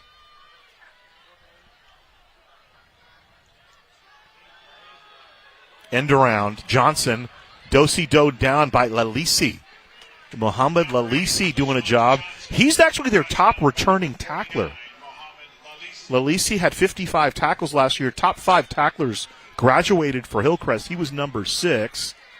And he kind of plays around a bunch of different spots.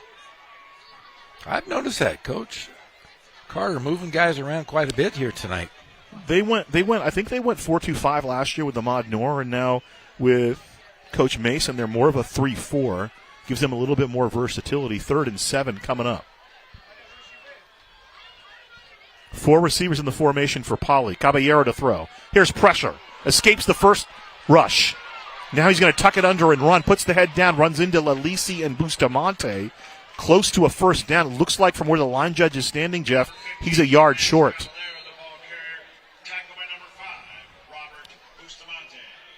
Got some more cramping out there, it looks like. But everybody, tune in tonight for the Friday night pep rally tonight after the game. So about 30 to 45 minutes after this ball game, we'll have all of the scores and highlights from all of your favorite Riverside schools, as well as the big boys, Mater Dei, Centennial. We'll have them all. We'll have highlight scores from all of the games. We'll see you tonight post-game in the city of Riverside. So Aguilar back in. Here it is right here. And Jerron Gilbert, just like his old coach, Rex Ryan, he's going to go for it. He said, hey, we can't get a yard here. We don't deserve to win. They're going to go for it.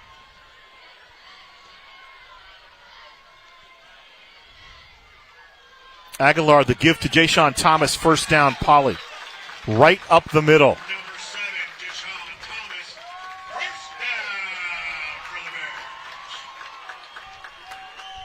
Poly running behind the big fella, Ryder Calderon. Big number 75, grading some road for Jayshon Thomas. Under 5 minutes to play. Now it looks like Keone Timo may be cramping up a little bit. Timeout, Poly, with 4:45 remaining, 14-6. Poly leads Hillcrest, and the defense has been impressive for the Bears. They have been an eye-opener. I didn't know what to expect. Offensively, they're kind of finding their way, but defensively, they've shown against a very, very good offensive team in Hillcrest, and they've stymied them for the most part of the entire evening. Offensively, they've held the ball as well. Jerron Gilbert, he runs the defense for Poly. His background we talked about. He was at Supa Dupa Jurupa Valley with your friend Hugo Navarez. Also coached junior college level at Citrus and at Long Beach City College. He was with Chris Fowler at Patriot for a little bit. He worked at Long Beach City with Brett Peabody, who we know from when they played when they play RCC. And a nice hand coming off is Keone Timo. The defense coordinator he worked under at Long Beach City College, Arnold Ale, part of the Ale family. Their brothers all played football. The daughters all play basketball. But the last 4 years he helped out with Jurupa Valley O-line and D-line. But he's a defensive guy, played defense himself. And looks like the Poly defense is in some pretty good shape, Jeff. Well, they are. They've really impressed me. That has been the focal point of this Poly team. But another thing is they've held the football, and they've done a good job offensively. They're not putting up huge numbers, but they have controlled this game on both sides of the ball. 1st and 10 from the 43, low snap. This is Morales. Morales back up maybe to the line of scrimmage. Number 24, Izzy Morales, the ball carrier, tackled by number 69, Khalil Woodard on the tackle along with Noah Mayweather for Hillcrest. Clock continues to run. Under 4 minutes to play here in the fourth quarter. Thanks for joining us. Ghazal Hassan with you along with Jeff Gorham, J.R. Ibarra down on the sidelines. Our entire award-winning Riverside TV crew. Congratulations to Scott Brocious and all his minions. Hey, have you seen all these blue shirts and hats running around? Yeah. We are a big production crew. And CIF now, there aren't too many games. So if you want to watch football, come over here to City of Riverside. We have all the games and highlights. 2nd and 10. Line is the 43 of Poly. Steve Lizette sees something he doesn't like. You stop the clock.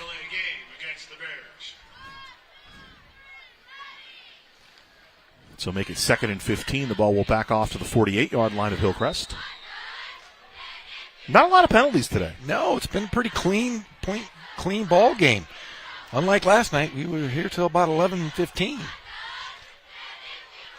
Low snap. Aguilar looking to throw. Air mails it down the sideline, incomplete, and there comes the flag.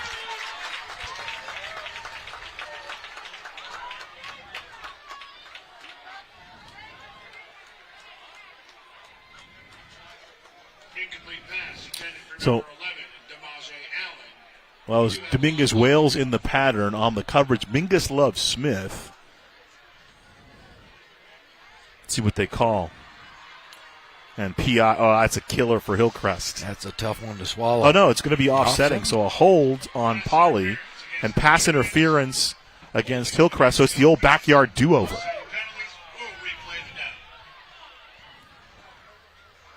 So 2nd and 15, they'll replay it.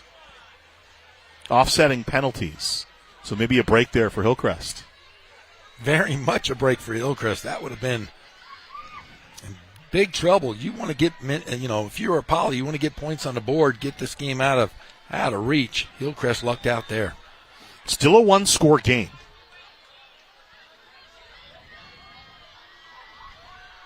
Aguilar throwing. Down the field, incomplete. Intended receiver for Poly, Matt Henry. Another look at it. Good pressure coming. I think that's the previous play. A little hand fighting there. There's a big play here. 3rd down and 15. Yeah, 1st down to the 33-yard line. 3:17 remaining. All 3 timeouts, though, remaining for Hillcrest. Hey, it's perfect for Hillcrest. They're down.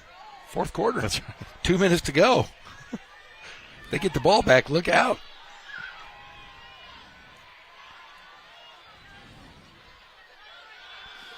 Aguilar gets it out of his hand.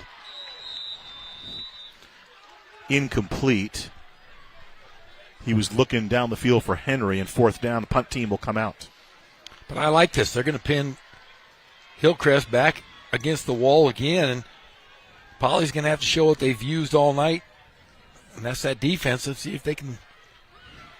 Talon Samoski's been pretty good. He missed the only field goal he tried, but everything else, kickoffs and punts, he's been pretty good. Pinned Hillcrest deep last time he had to kick. Another good punt. Fielded at the 11-yard line. So making the catch is Ramos. So 37-yard kick, no return. And Hillcrest has 89 yards to traverse, try to make this a game. They had some success running tempo, and really the game comes down to 2 4th down plays. Yes, it does. Poly converted, Hillcrest did not. And when Hillcrest got the hurry-up offense, they were moving the football. Let's see if they try to do that. They're going to have to now with 3 minutes and 6 seconds to go. Well, you have 3 timeouts, so if the running game's working, you don't need to abandon it, but they're going to need to hit a couple of shots. They can take a couple of shots. They can take shots to the middle of the field, though, with 3 timeouts.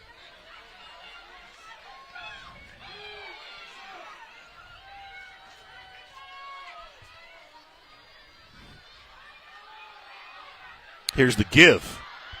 Keeping it on the ground. Vences. Vences has been pretty impressive as well. He's had some big breaks. So up to the 23-yard line, they'll move the sticks. 12-yard pickup on the play. Johnson with the tackle for Poly.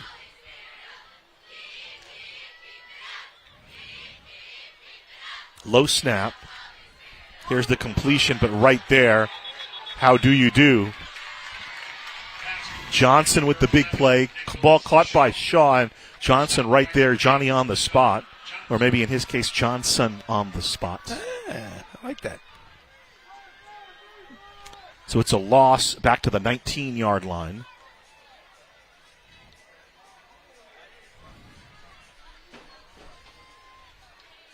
Clock continuing to move. We near 2 minutes to play in the ball game. 2nd and 15. Screen to Vences. Vences spins 25 and down he goes. Over the 25-yard line. Tackle made by Izzy Morales. So give it about an 8-yard pickup. Third down coming up. 21, Alfredo Vences. Tackle by number 24, Izzy Morales. Under 2 minutes to play. Travis Carter time. Chad Phillips moving around 2 by 2. 4 receivers in the formation for Hillcrest. Christian Alvarado looking back to his head coach, Travis Carter, calls the offense. Option play, Vences, a little bit of confusion there. Breaks one tackle. Lunges up to the 36-yard line. Should be a first down. Big play there from Vences. Morales there on the tackle as we near 1 minute remaining. It says on the scoreboard Hillcrest has all 3. They must have used their timeouts because I imagine if they had all 3, they would have used one by now.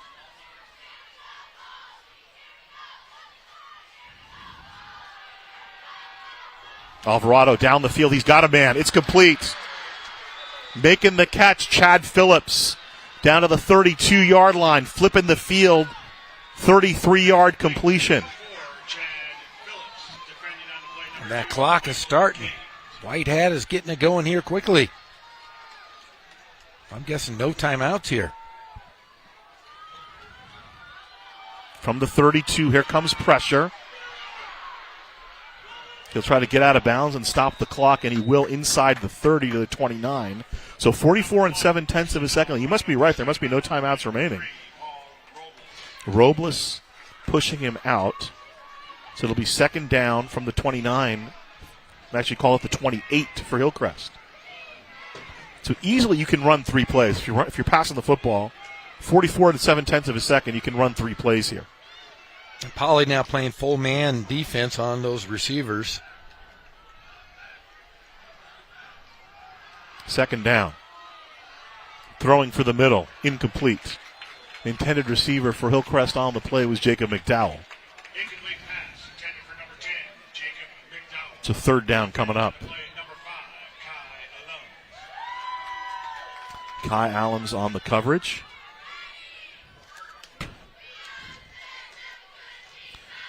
Poly, the 2 factors, offensive line and the defense today. That's exactly.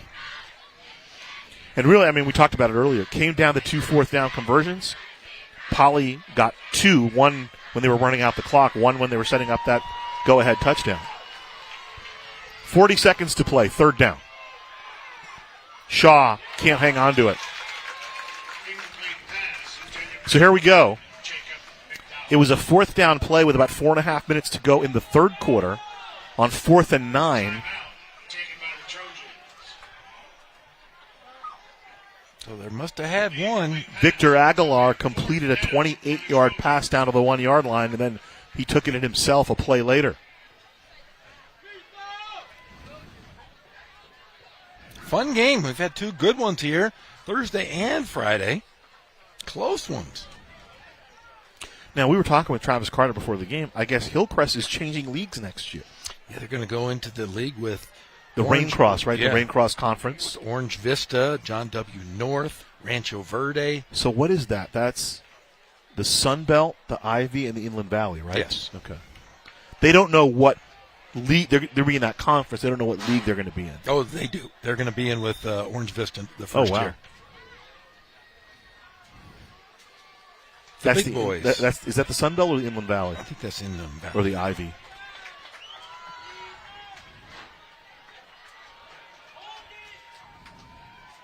So here we go, Jeff. 4th and 7 from the 29.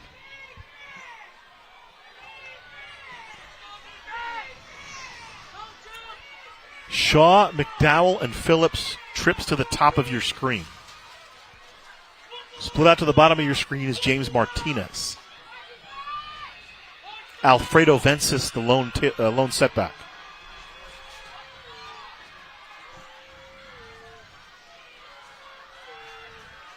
Fourth down.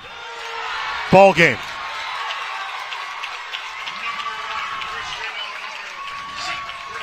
Jaden Sugimara makes the play. Benji Matthews with the pressure from the interior sets up that play, and that should do it. Boy, if you are Jerron Gilbert, you have to be happy with the way this team played. Both teams played smart. There's not a lot of penalties, but Poly just really owned the night. Poly just made a couple of more plays, Jeff. That's really what it came down to. We talked about the 4th and 9 conversion, which led to the second touchdown. I said go-ahead touchdown. They're already up 7-6. And then when they were killing the clock, there was a penalty, but there was a 4th and 1 play from about midfield. They were able to get it. Jashawn Thomas converted on the 4th down right up the middle. And the offensive line for Riverside Poly played very well tonight under the direction of their new offensive line coach, Albert Cruz. So 1st and 10, it's just victory formation time for the Bears. And the home crowd will go home happy here in week 0. The kneel down for Poly. The clock will expire. And the Bears upend the Trojans. So 3rd year of this series, all the home teams have held serve. Poly won the first year at home. Last year it was Hillcrest winning with a 4th quarter surge. And this year the Bears hold serve here on their home field. And just an impressive start to this season. And, you know, Coach Carter will have his guys back in formidable position in the River Valley League. But there is a new guy in town, and Jerron Gilbert has the Bears looking good. Yeah. Poly did not qualify for the playoffs last year. They won a game 2 years ago under John Rice. And, just being here before the game, got here a couple hours early, you see a lot of confidence on the Poly sideline. I think they have a chance to be pretty good this year. And they really do. I mean, I didn't know what to expect coming in. There was a couple of losses on offense. But, man, they really took care of business. Not pretty, but they win big against a great opponent. Yeah, 14-6. Poly will have Poly next week. Next Friday they'll have Arlington. That'll be another good one. So it'll be interesting to see intracity matchup between Arlington and Poly, and it'll be interesting to see what they can do next week, because I think, you know what Coach Argamosa does. He's going to try to control the football. He's going to play that smash mouth football and try to just beat up that defensive line of Poly, but we saw tonight they were up to the challenge. Yeah, this is a bit of a slugfest. I think next week we could see a slobber knocker. We're waiting for J.R. Ibarra. He's trying to track down the head coach, Jerron Gilbert. He is ready. We'll toss it down to J.R. and Coach Gilbert on the field. Coach, win number 1. Congratulations. How does it feel? Feels great. Feels great to get this one off. Yeah, I mean, such a fight, such a hard-fought game, and it feels great to get the win today. It seems like the 3rd quarter you guys really began to settle in from an offensive standpoint. Well, we decided we're just going to run the ball, and we're going to stick to it and commit to it. And our running back played great. Our coach had a great game plan in that 3rd quarter.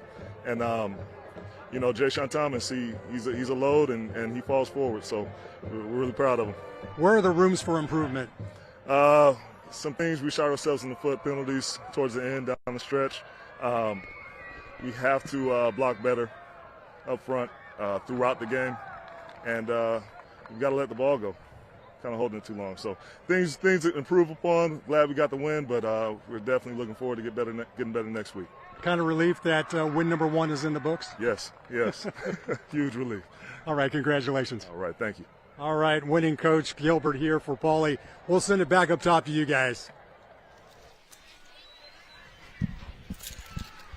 Winning his debut. Congratulations, Coach Gilbert. Hard-fought game. And it was just, character and toughness, exhibited by both squads. But, again, it came down to just a couple of plays. Very evenly matched teams. Bears made a couple more plays. A couple more plays, and ball control really, really changed and made the difference in this game. And there just didn't seem to be a rhythm with Hillcrest so far. Hey, game 1, though. I think you can attribute a little bit of that to the Poly defense. But, both teams, we saw some struggles, just those week 1 things that happened for both teams. And that's just something that's going to happen over the course of the season, Jeff. Yes, exactly right. But this Poly team has some aspirations, and they could go 2-0 here if they play their cards right. And a great start for Mr. Gilbert. Yeah, I'll be interested to see these teams. We'll see these teams later in the season, week 5, week 6, week 7.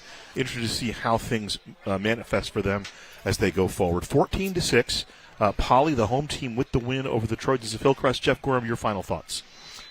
Hey, it's 2 games so far here in Riverside. They've been fantastic. The North Ramona game, this one topped it. it was a battle among the two lines, and Poly showed that they are on the move. If you need more of a fix for high school football, make sure to tune in 10:30, the Friday night pep rally, Riverside TV. We're going to continue it. So take a little break, go have a little snack, go nestle up at home, and then you can catch Jeff, Pep, myself, and you never know who else will stop by, right? A cavalcade of stars. Wild, wacky stuff. You never know who's going to stop by the couch. Maybe Sinatra will stop in, Dean Martin, Don Rickles. You never know. You never know. But the final score tonight here, 14-6. I want to thank, of course, Jeff Gorham, J.R. Ibarra on the sideline, and our entire award-winning Riverside TV crew. My name is Ghazal Hassan. We'll talk to you next week. Again, the winners tonight, the home team, the Bears of Poly, they go to 1-0. Hillcrest Trojans drop to 0-1 to start the 2023 season. Until 10:30 tonight on the Pep Rally. So long, everybody.